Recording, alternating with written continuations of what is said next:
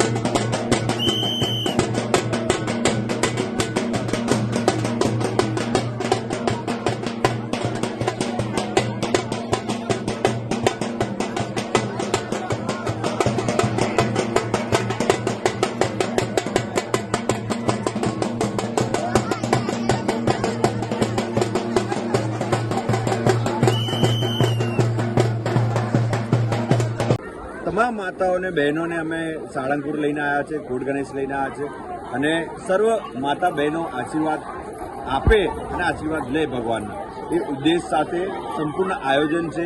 નિઃશુલ્ક છે.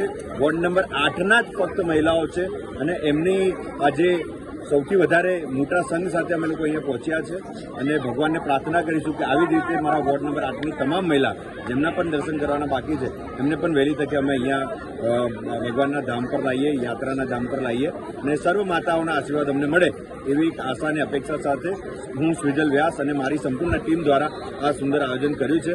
બસમાં જ લાવવાનું, બસમાં જ લઈ જવાના, જમવા ભોજનની સંપૂર્ણ વ્યવસ્થા સાથે નિઃશુલ્ક આખું આયોજન છે. સર્વ માતાઓના આશીર્વાદ અમને મળે એવી અમે એક અપેક્ષા રાખીએ છીએ. હર હર મહાદેવ.